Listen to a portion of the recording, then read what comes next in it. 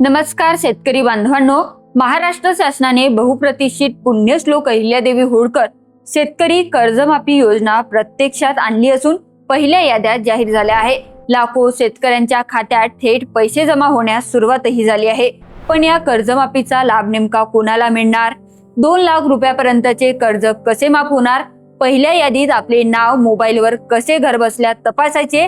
आणि सर्वात महत्त्वाचं म्हणजे आयकर इन्कम टॅक्स भरणाऱ्या या योजनेतून त्यांना का वळवण्यात आला आहे?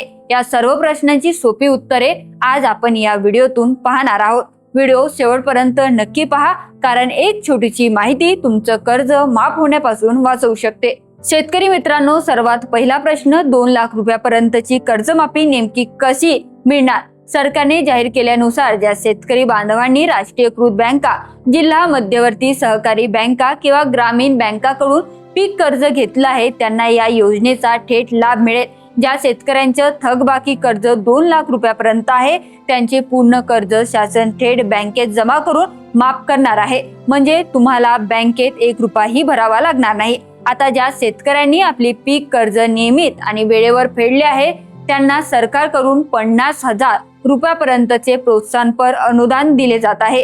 ही पूर्णपणे प्रक्रिया ऑनलाईन असून योजनेचे पैसे थेट तुमच्या आधार लिंक असलेल्या बँक खात्यात डीबीटी द्वारे जमा केले जात आहे।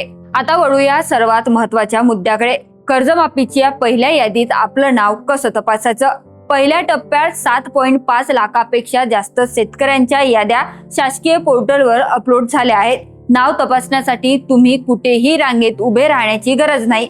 तुम्ही मोबाईलवर या सोप्या स्टेप्स फॉलो करू शकता। सर्वात आधी सरकारच्या अधिकृत कर्जमाफी पोर्टलवर भेट द्या किंवा तुमच्या गावातील आपलं सहकार किंवा केंद्रावर जा। तिथे पुण्यश्लोक अहिल्यादेवी होळकर कर्जमाफी योजना 2026 या पर्यायावर क्लिक करा। त्यानंतर तुमचा आधार कार्ड नंबर किंवा शेतकरी कर्ज खाते क्रमांक तिथे टाका। तुमच्या नोंदणीकृत मोबाईलवर एक OTP येईल, तो समाविष्ट करा। स्क्रीनवर तुमचा वैयक्तिक कर्जमाफीचे स्टेटस दिसेल। जर तुमचे नाव पहिल्या यादीत असेल तर तिथे मंजूर किंवा व्हेरीफाईड असं लिहिलेलं दिसेल। जर नाव नसेल तर घाबरू नका, दुसरी आणि तिसरी यादी लवकरच प्रसिद्ध होईल।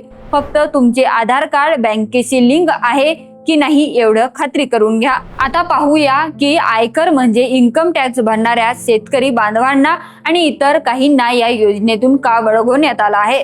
शासनाने खऱ्या अर्थाने अडचणीत असलेल्या गरीब आणि गरजू शेतकऱ्यांना प्राधान्य देण्यासाठी ठरवलेलं आहे। त्यामुळे या योजनेत काही कडक निर्बंध आहे। त्यानुसार जर एखादा शेतकरी शेतीसोबत इतर व्यवसाय करत असेल आणि तो नियमितपणे आयकर भरत असेल तर त्याला या योजनेतून वळवण्यात आला आहे, कारण त्याची आर्थिक स्थिती कर्ज फेडण्यास सक्षम मानली गेली आहे।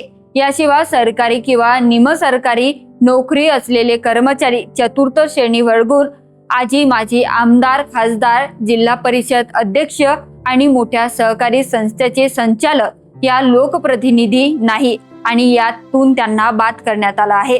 तसेच मोठी पेन्शन घेणाऱ्या निवृत्त वेतनधारकांनाही या कर्जमाफीचा फायदा मिळणार नाही। हा पैसा थेट अत्यंत गरीब शेतकऱ्यापर्यंत पोहोचावा हाच यामागचा उद्देश आहे। या कर्जमाफी सोबतच सरकारने सुमारे 48,000 कोटी रुपयांची शेती पंपाची थकीत वीज बिल पूर्णपणे माफ केली असून दिवसा 12 तास मोफत वीज देण्याचं आश्वासन दिलं आहे। तर शेतकरी बांधवांनो, तुमचं नाव पहिल्या यादीत आले आहेत का किंवा काही अडचणी येत आहेत का? खाली कमेंट बॉक्स मध्ये नक्कीच लिहा। हा व्हिडिओ महाराष्ट्रातील प्रत्येक शेतकरी ग्रुपवर नक्कीच शेअर करा। व्हिडिओ आवडला असेल तर लाईक करा आणि चॅनलला सबस्क्राईब करायला विसरू नका। धन्यवाद।